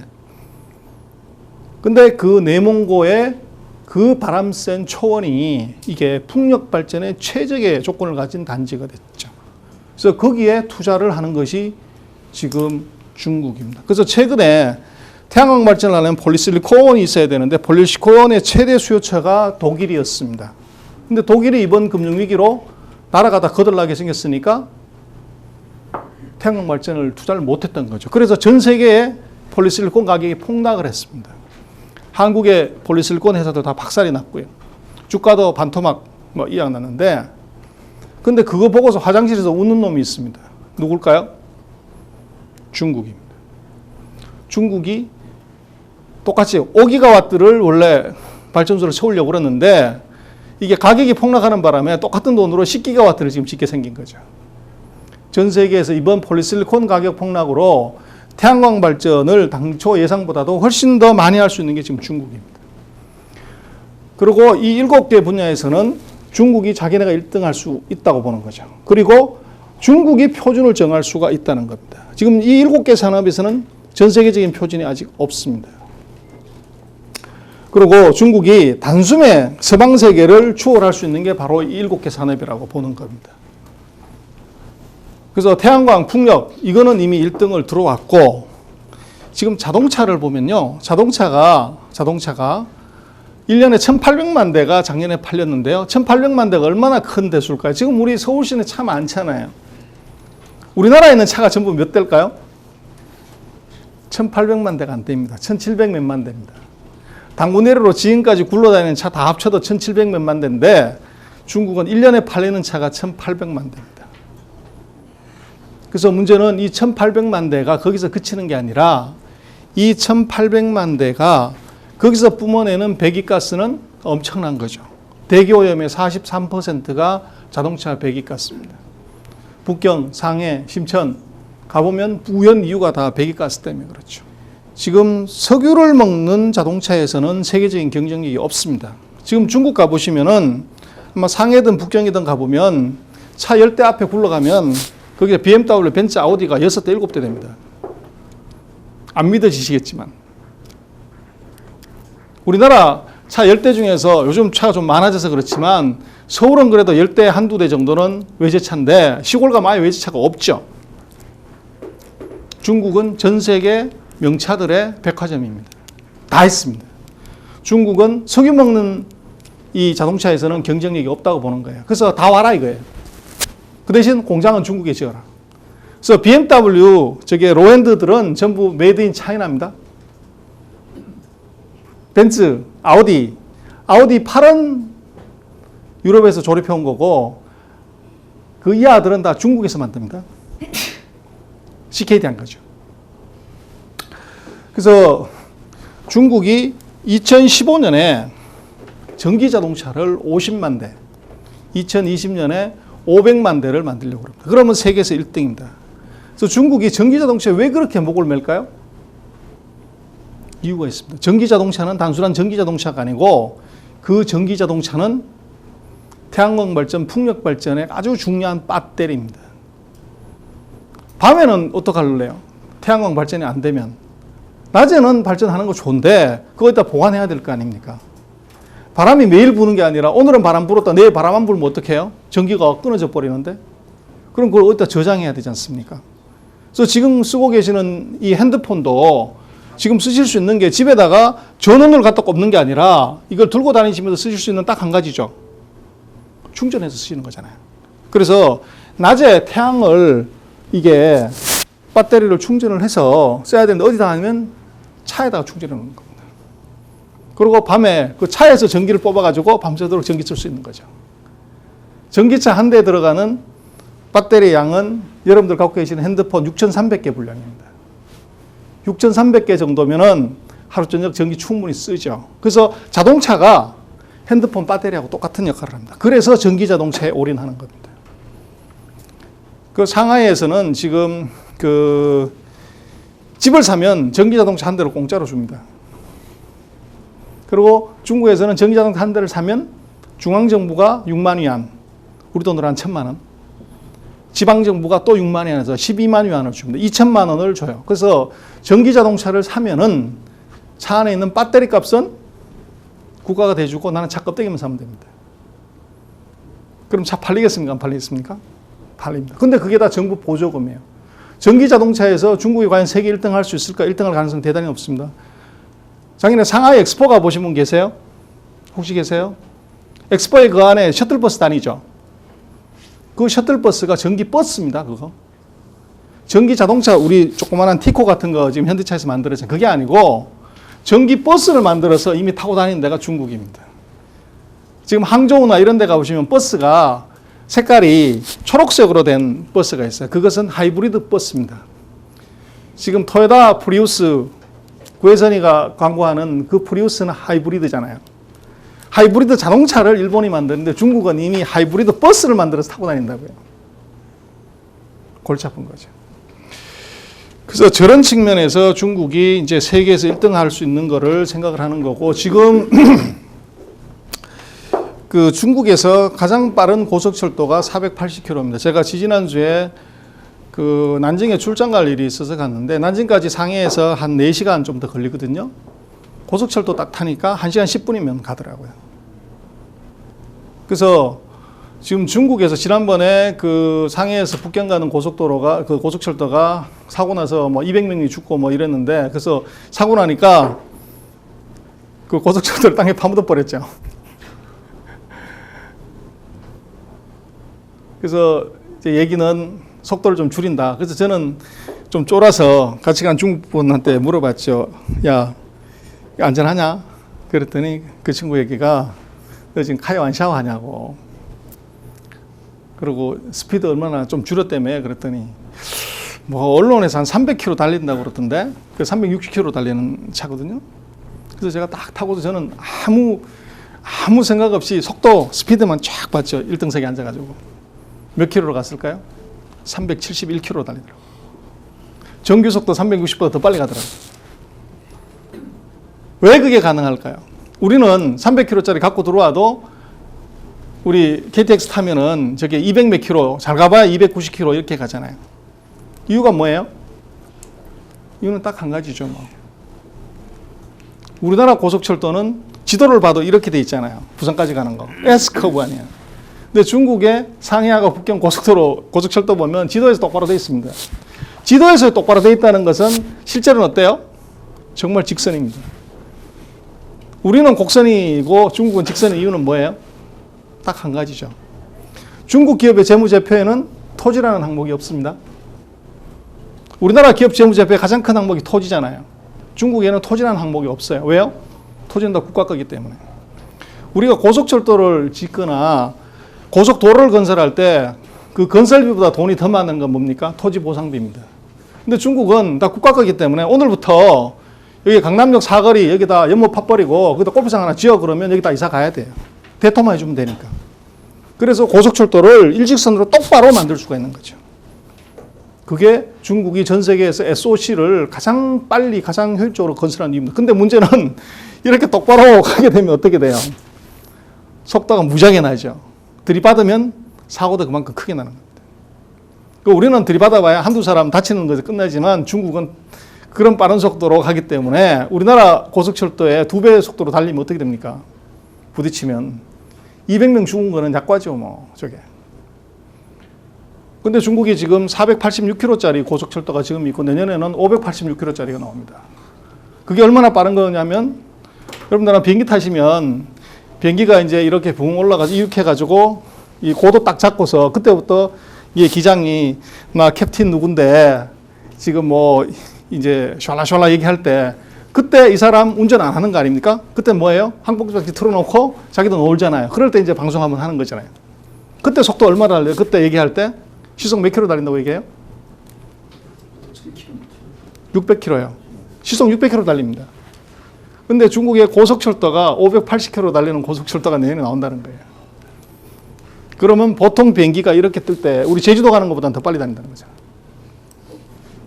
이게 바로 중국이 단숨에 세계에서 1등 하겠다고 하는 이제 이유고요. 그래서 이거 얼마나 커지냐 그러면 지금 GDP에서 차지하는 비중이 7대 산업이 한 4%인데 5년 내에 2배, 그리고 다시 5년, 10년 뒤에 그것의 2배가 지금 목표입니다. 그게 금액으로 얼마가 되냐면 2015년이면 730조, 2020년은 2000조가 됩니다. 우리나라 예산이 1년에 310조인데 우리나라 시가총액이 1100조인데 우리나라 시가총액의 2배 정도 되는 것이 이게 앞으로 이 10년 언저리에 그런 새로운 인더스트리가 지금 생기는 거죠. 그래서 결국은 그 인더스트리에 우리가 이제 먹을 수 있는 거리가 뭔지를 찾아봐야 되는데 문제는 태양광, 풍력, 신에너지, 신소재, 고속철도 이런 분야에서 우리가 공급할 수 있는 중간재나 원자재가 그렇게 많지 않다는 거예요. 그러면 지금 우리가 벌고 있는 올드 이코노미에서 대박은 시간이 좀 지났을 때 중국이 저 산업에서 세계적인 선수가 됐을 때 우리가 팔 수 있는 것은 굉장히 제한적인 수 있습니다. 그래서 중국이 지금 아까 말씀드렸던 내수를 조금 보면요.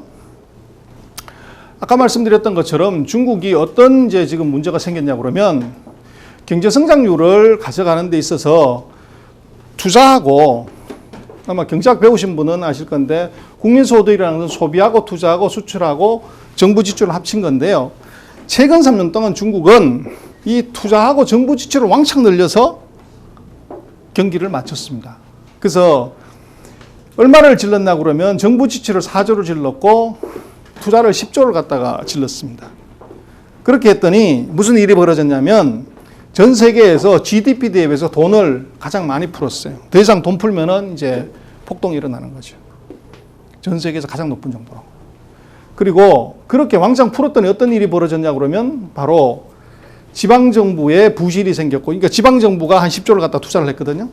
그리고 집값이 폭등을 했습니다. 보통 이 소득 대비해서 집값의 비율이 한 4에서 6 정도 되는 것이 국제적으로 이제 평균인데 지금 베이징이나 상하이나 이런 대도시는 10이 넘어가고 있습니다. 그래서 이제 월급쟁이들 집 못 사는 거죠.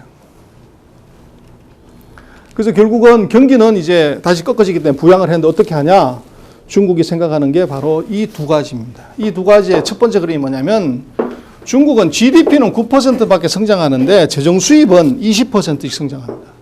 그래서 국민은 돈이 없는데 국가는 세계에서 돈이 가장 많습니다. 그래서 저 재정 지출, 그 재정 수입을 한 5%만 낮추면 GDP가 1%가 증가합니다. 저축률이 번 돈의 50%를 저축을 하는데 이 저축률을 5%만 낮추면은 GDP가 2% 정도 성장을 합니다. 요 답을 이제 찾아낸 거죠, 중국이. 그래서 2011년에 중국에서 가장 유행한 단어가 바로 이겁니다. 장.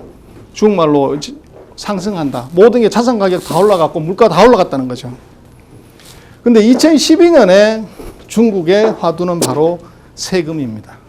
어떻게 저런 이제 낮춰주냐? 그래서 2011년에는 소득세 면세점을 1,900원, 2,000원에서 3,500원으로 올려줬습니다. 그래서 중국에 대학 졸업하면 명문대학 나와도 한 3,000원에서 한 4,000원 정도 받습니다. 우리 돈 한 50만 원에서 뭐 한 70만 원 그 정도 받는 거죠. 근데 중국에서 우리도 지금 그럼 우리로 치면 대졸 아마 신입사원이 한 달에 한 200만 원 건절이 받을 건데 거기에 16점 몇 프로 세금 떼는 거 아니에요. 근데 중국이 3,500위안까지 면세를 해버립니다. 그럼 우리나라로 치면 대학 졸업생들이 세금을 한 푼도 안 내게 되죠. 그러면 대학 졸업생들 660만 명이 소득이 16% 올라가는 거죠. 자동방으로. 그리고 중국에서 이제 저축률을 50%를 5%만 낮추려고 하는 것이 첫 번째로 종신고용을 해주는 겁니다. 2번 계약을 하고 3번째 연장할 때부터는 종신고용입니다. 그 다음에 중국의 5대 사회보험을 기업이 의무적으로 다 들어주게 만들었습니다. 그래서 기업들의 인건비 부담이 한 40% 정도 올라갔습니다. 그래서 외자 기업들 밤에 도망가는 거죠, 이제.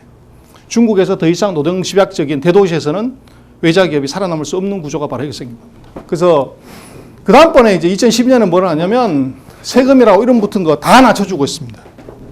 세금 낮춰서 개인 소비들을 늘려주는 거죠. 그래서 재정 수입을 한 5% 낮추고 저축률을 5% 낮추면 GDP가 3% 증가해버립니다. 이게 중국이 지금부터 시작하고 있는 큰 패러다임의 변화입니다. 그래서 중국은 전 세계 강대국 중에서 유일하게 소비 비중이 GDP에서 차지하는 비중이 50%가 안 되는 나라입니다. 그래서 이 50%가 안 되는 GDP의 비중이 지금 이것도 2002년 이후로 이 소비 비중이 계속 떨어져 있습니다. 그래서 이거를 갖다가 미국 수준으로 올려버리면 앞으로 5년 아니라 10년 동안 중국에 가야 되는 방향은 소비라는 거죠. 그래서 소비산업의 중요성이 바로 저기서 보여집니다. 그래서 중국의 소비가 이제 어떨 거냐는 건데 이게 중국의 GDP입니다. 이게 2009년에 이제 중국이 이렇게 전 세계적인 위기 때문에 쿵 떨어졌고 이번에 다시 유럽이기 때문에 밑으로 떨어지고 있습니다. 여기서 이제 어떻게 살아남으려 하는 건데 그 살아남는 방법이 바로 저겁니다. 2009년에 중국은 소위 말하는 10조를 투자를 해가지고 길을 만드는데 SOC를 까는데 다 썼습니다. 그리고 경기가 이렇게 리바운드를 했고 지금 2012년에 다시 이제 밑으로 내려가는 거죠. 유럽이기 때문에. 그래서 이걸 어떻게 리커버하냐고 그러는데 그게 바로 요런 집, 차, 옷 먹는 거에다가 7대 신성장 산업에다 한 10조 뿌려서 이게 성장률을 맞추는 겁니다. 그래서 중국의 소비가 이제 중요해질 수밖에 없는데 그 소비의 그 내용들은 예를 들면 저런 거일 것 같고 구체적으로 중국의 소비가 어떤 형태로 이루어질 거냐 그러면 첫 번째 도시화, 두 번째로 이게 사면처가입니다. 사면초가가 아니고 처가예요. 그래서 이제 많은 분들이 제가 이 얘기를 하면 정 교수 저거 틀렸는데 저거? 그 제가 그러죠. 예, 틀린 거 압니다. 그리고 마지막으로 2030, 4050 한국은 이분들끼리 서로 치고받고 싸우고 유럽도 저거 갖고 싸우는데 직장 때문에 중국은 저 두 이제 집단들이 서로 합심해서 돈을 무지하게 써대고 있습니다. 그래서 과거 30년이 중국이 이런 이제 인더스트리얼라이제이션을 했다 그러면 지금 앞으로는 도시화입니다. 그 도시화의 내용이 뭐냐면 바로 이렇죠. 그래서 첫 번째는 집을 1000만 채 짓고 나면 집 사고 나면 그 다음번에 차를 사는 거 1800만 대의 차를 사죠. 차를 사고 난 다음에 뭐가 나오냐 그러면 모피코트가 팔립니다. 모피코트 있고 청국장 집에 가서 밥 먹을 수 있습니까? 없어요. 와인이 팔리기 시작을 합니다. 고급 음식이요. 이게 전 세계적인 소비의 어떤 그 트렌드이자 경로입니다. 그래서 중국의 지금 도시화율이 49%인데 선진국은 90%가 있죠. 그래서 도시화율이 1% 진행이 되면 중국에서는 GDP 기여도가 한 4에서 5% 되고 1년에 1200만 명이 도시로 들어옵니다. 그래서 이렇게 되면 어떻게 되냐? 2015년까지 지금 3600만 채 집을 짓는데요. 그래서 우리나라가 집을 제일 많이 지었던 때가 언제일까요? 88년, 89년 노태우 대통령 계실 때 그때 우리 주택이 200만 원 지은 거거든요. 분당하고 일산 시작이 된 게. 근데 1000만 채 집을 지으면 어떻게 됩니까? 그거 5배, 분당, 일산 5개가 1년 만에 하나씩 생기는 거죠. 그래서 그렇게 되면 철강, 시멘트, 특히 이제 가전제품, 그리고 더 주목해야 받을 건 도시가스. 가스 산업 이제 대박 나는 거죠. 그래서 중국은 지금 그 가로로 3개, 가로로 2개, 가로로 2개, 세로 3개 이제 라인으로 도시화를 하고 있고요. 두 번째로는 이 여성의 소비 파워입니다. 이게 뭐냐면 중국은 지금 사회주의가 되면서 평등 사상이 들어왔고 지금 샹하이 같은 경우는 저녁 때 집에 가서 밥하는 사람은 다 남자들입니다. 아줌마들은 소파에 앉아서 신문 보고 있는 거죠. 그래서 지금 남녀 성비가 1대 1.25입니다. 그래서 중국의 부동산 가격이 그렇게 올랐고 아까 말씀드렸던 자동차가 1800만 대씩 팔렸는데 그중에서 60% 정도가 20, 30대가 사는 겁니다. 누가 20, 30대 돈을 줬을까요? 20, 30대면 우리 대학 신입사원, 졸업 맡은 신입사원인데 차 살 수 있나요? 못 삽니다. 근데 저 중국에서 차가 저렇게 잘 팔리는 이유는 연애 때문에 그렇습니다.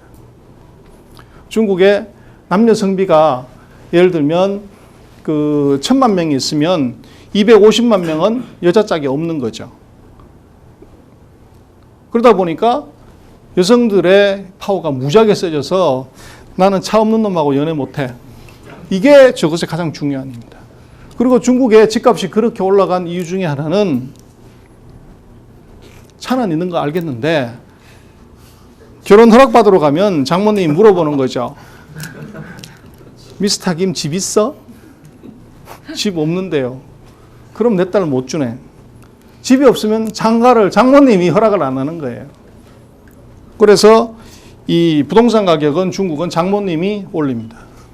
지금 남녀 성비가 지금 1대 1.25까지 왔어요. 그래서 1년에 중국이 결혼을 1000만 명이 합니다. 1000만 쌍이요. 그러면 앞으로 얘들이 성인이 됐을 때 250만 명이 짝이 없는 거죠. 그러면 이제 외국에서 신부를 데려오면 되는데 문제는 1년에 250만 명씩 동남아에서 신부를 모셔오면 그 나라는 처녀의 씨가 다 말라버립니다. 이건 이제 전쟁 날 일이죠. 그래서 중국의 자동차 보급률이 지금 한국이 355대고 1000대당 중국이 77대인데 저 77대가 1년에 1800만 대가 팔린다는 거죠. 그래서 한국만큼 되면 어떻게 되냐? 지금 중국의 차가 1억 대인데요. 누적 보급 대수가 4억 6,200만 대가 있어야 됩니다. 그 영향이 뭐냐 그러면 바로 여기서 나타납니다.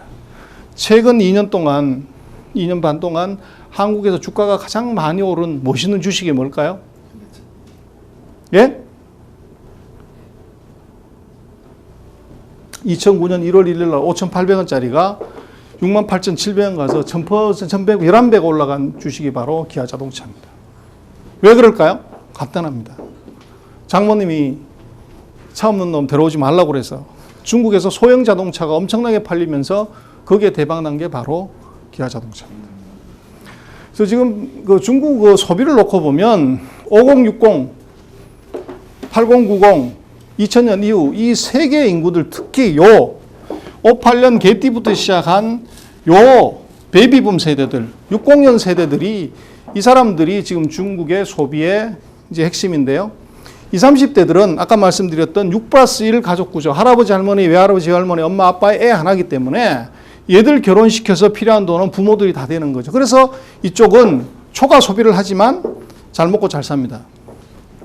3040 이쪽은 이제 막 돈 벌기 시작을 해가지고 이제 그 내구 소비를 사기 시작하고 4050은 떼돈 벌어서 이제 자동차 사고 보석 사는 거죠. 5060, 6070들은 이제 늙어가기 때문에 의약, 보건, 식품 이런 쪽에 관심이 굉장히 많죠. 지금 중국을 놓고 보면 천만장자가 96만 명입니다. 이 사람들의 나이가 얼마냐면 39살부터 51살입니다. 근데 중국이 고령화되면 망할 거라고 자꾸 얘기하는 저는 의견이 다릅니다. 10년 뒤에 저 사람들이 노인이 되는 거거든요. 60대 노인 된단 말이에요. 그러면 천만장자들이 노인이 되면 중국의 은발 경제가 대박 날 수가 있습니다. 지금 중국 전체 인구의 46%가 63년생 플러스 마이너스 7년생이고 소위 말하는 리오링 호우죠. 60년 이후의 사람들이 지금 성장하는 요때 필요한 인더스트리가 지금 중국 소비산업의 에브리띵입니다. 그래서 중국의 여행업이 아까 말씀드렸던 것처럼 1년에 6,500만 명이 놀러가는 이유가 바로 지금 63년생 플러스 마이너스생들이 50대들이 바로 놀러가고 이제 약 먹고 저축하기 때문에 투자하기 때문에 금융, 의학, 여행업이 대박납니다. 또 하나 지금 보면 전 세계에서 가장 오만한 기업을 두 개를 꽂으라면 하나가 코카콜라고 또 하나가 햄버거 가게입니다. 전 세계에서 코카콜라가 이 맛 바꾼 거 봤어요? 없습니다. 햄버거가 이게 전 세계에 다 통일 제품입니다. 그래서 아주 편해요. 얘들은 똑같은 제품만 전 세계 다 팔 수 있으니까. 그런데 이 햄버거 가게가 메뉴를 바꿨습니다. KFC가 만년 맥도날드한테 깨졌는데 중국에서 KFC가 맥도날드를 완전히 밟고서 대박 났습니다. 뭐 때문에? 햄버거 가게에서 베지밀 파는 거 보셨어요? 햄버거 가게에서 꽈배기 파는 거 보셨어요? 햄버거 가게에서 죽 파는 거 보셨어요? 햄버거 가게에서 볶음밥 파는 거 보셨어요? 전 세계 어디에서? 없습니다. 근데 중국에는 있습니다. 중국의 40대 셀러리맨들이 아침에 우리는 햄버거 가게에 40대, 50대 갈 일이 없습니다. 저도 가기는 가지만 돈 내러 가는 것이 제가 먹으러는 절대 안 갑니다. 그런데 중국의 40대, 50대들이 지금 아침에 출근할 때 우리 테이크아웃 커피 스타벅스처럼 거기 가서 들렀다가 합니다. 이 또우장, 우리 같으면 베지밀이죠. 그리고 꽈배기, 저가 같이 먹거든요.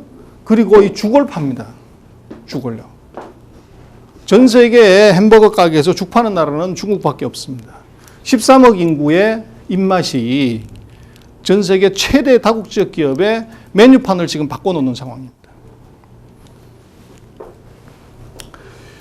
아까 말씀드렸던 그 유럽의 유명한 브랜드들의 금년도, 작년도의 주가 상승률입니다. 60%, 40% 올라가는데요. 그게 다 뭐냐고 그러면 중국인들이 좋아하는 요 브랜드 때문에 그렇습니다. 중국의 96만 명 천만장자 중에서 상위 1000명의 재산은 우리 돈으로 환산해 1조입니다. 이 사람들이 쓰는 돈들이 바로 이제 브랜드를 만드는 거죠. 지금 또 하나 이제 놓고 보면 오늘인가 어디 그게 난 건데요. 외국 관광객 중에서 의료 관광객 2명이면 차 한 대 값이라는 거예요. 그래서 작년에 우리나라에 와가지고 그 싱가포르하고 이거 하러 간 사람이 총 8만 명이 갔고 거기에서 2,300억 벌었다는 거죠.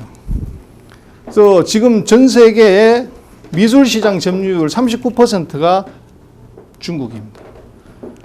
그리고 지금 보면은 세계 미술계 파워 1위 아이웨이웨이라고 반체제 미술가입니다. 저 사람이 전 세계 미술계에 최고로 영향 큰 사람으로 잡히고 있습니다. 돈이 드디어 예술시장까지 들어간 거죠. 마지막으로 보면 이제 소위 말하는 2030의 소비입니다. 애들 소비죠. 그래서 80년 이후생들, 지금 이제 20대, 30대들은 결혼하면서 패션 홀래 가고 이거 대박이고요. 그보다 더 대박인 건 바로 2000년 이후생. 이 사람들인데 소위 말하는 소황제들입니다. 우리나라가 자녀 교육에 돈 많이 쓴다고 하지만 중국은 우리보다도 월등히 지금 자본 집약적으로 애들을 키우고 있습니다. 그래서 지금 보면 아까 말씀드렸던 소위 말하는 60년생들 이 사람들의 그 연령대가 50대로 들어서면서 또 하나의 중국의 보너스가 생기는 것이 바로 그 사람들의 자녀들의 결혼 정년기에 들어왔습니다. 그래서 2010년부터 2015년 사이에 전체 인구 비례 중에서 25세에서부터 30세 인구 비중이 가장 높습니다. 그래서 결혼 특수가 있는 거죠. 1년에 1000만 쌍이 결혼을 합니다. 앞으로 5년 동안요. 그러니까 지금 60년생들의 자녀들이 결혼 시즌이 들어오죠. 결혼 특수가 앞으로 5년 내에 무지하게 큰 게 있습니다. 결국은 결혼하면 뭐 하냐? 집 사야 되고 차 사야 되고 애 낳아야 되는데 이게 바로 할아버지 할머니의 욕망하고 똑같이 일치합니다. 저게. 그래서 중국의 베이비 산업이 저게 대박입니다. 한국의 아가방이 중국 진출해서 잘한다고 하고 앞서봐 옷이 비싸다고 그러는데 중국의 유아복 가게에 가보면 한국에서 팔고 있는 옷은 싼 옷이에요. 그 정도로 높은 이제 수준입니다. 그래서 앞으로 10년을 놓고 보면 중국은 내수 폭발 시대입니다. 그래서 지금까지 중국은 메이드 인 차이나, 메이드 바이 차이나, 메이드 위스 차이나 때 이제는 중국의 상위 5% 6,500만 명을 위한 메이드 포 차이나인데요. 더 이제 드라마틱하게 나온 것은 요 메이드 인 차이나입니다. 근데 요 D자가 조금 이상하죠. 저 D는 디자인입니다. 중국인을 위한 디자인. 중국인을 위해서 커스터마이즈된 명품이 팔리는 시대가 오고 있습니다. 그래서 앞으로 10년 동안 중국의 내수 폭발의 그림은 바로 이런 그림이고요. 그래서 지금은 아까 말씀드렸던 것처럼 2012년부터는 집을 1000만 채 짓고 차를 1800만 대 사고 난 다음번 스테이지가 지금 2012년 이후에 중국에서 이제 보여지는 소비 패턴이고 그 넥스트 스테이지는 바로 해외여행, 쇼핑, 의료관광, 요건 중국말로 카지노입니다. 이 인더스트리가 이제 대박 날 거고 한국으로 놓고 보면 사실은 이 분야에서 우리가 중국에 어떻게 대응을 하냐가 반도체나 LCD나 자동차 만드는 것만큼 중요합니다.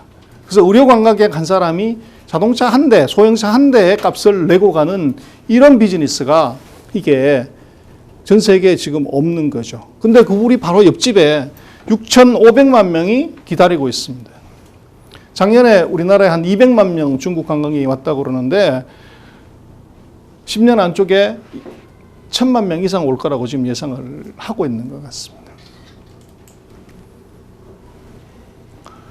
그래서 중국에 지금 그 영업이익률이 40% 넘는 산업, 그걸 이제 중국은 매년 언론에 발표를 합니다. 그래서 폭리산업인데 2001년, 10년 전에 폭리산업이 담배, 금융, 석유가스, 출판, 그 빼가리죠. 바이조, 의약, 연탄, 부동산, 자동차, 통신 이랬습니다. 근데 2011년에 중국에 돈 잘 버는 산업이 뭐냐면 1등이 화장품, 2등이 일용품, 3번이 음료, 4번이 맥주, 5번이 약입니다. 6번이 보건식품이고요. 저게 바로 중국의 인구 구조의 변화, 그리고 정부 정책의 변화, 소비 트렌드의 변화가 적나라하게 반영이 된 겁니다. 그래서 아마 2012년 이후에 중국에서 관심 받을 만한 적어도 25% 이상 성장하는 인더스트리들은 바로 여기에 있습니다. 이게 아마 중국에서 중국에 투자를 하거나 또는 중국하고 비즈니스를 한다고 그럴 때 한국에서 제조업이 아니라 이제는 비즈니스 모델을 서비스로 가져가야만이 5년의 타임 호라이즌에서 우리가 잘 먹고 잘 살 수 있는데 그 인더스트리가 바로 이제 이런 거라고 생각이 됩니다. 뭐 시간이 다 돼서 제 얘기는 이걸로 마치고요. 마지막으로 드리고 싶은 말은 이렇습니다. 제가 90분에 걸쳐서 얘기를 드렸습니다만은 중국은 사실은 잘 돼도 우리한테는 걱정이고 잘 안 되면 더 큰 걱정이 사실은 중국입니다. 왜냐하면 한국은 이미 중국은 우리한테 있어서 한국 경제의 운명입니다. 우리 수출의 3분의 1을 거기 의존하고 있기 때문에 그렇죠. 한국의 주력 산업이 다 거기 의존하고 있기 때문에 그렇습니다.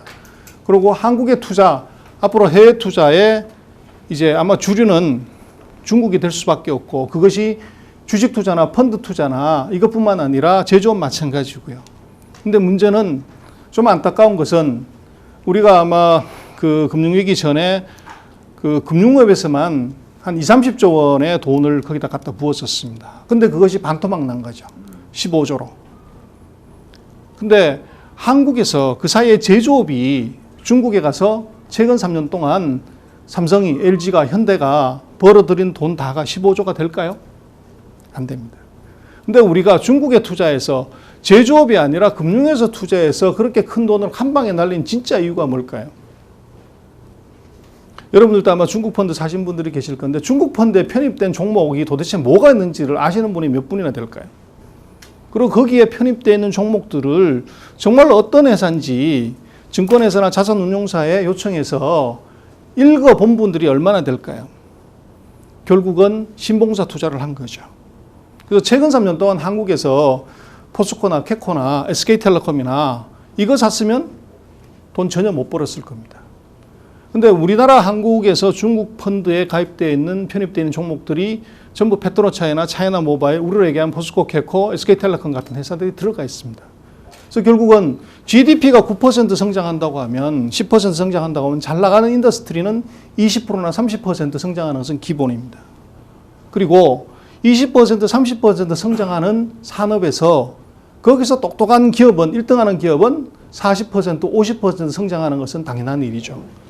그럼 투자를 한다고 그럴 때 뭐를 해야 되냐 하면 40%, 50% 성장하는 그 기업을 셀렉티브하게 찾아내서 투자해야 되는 것이 성공의 비결이죠.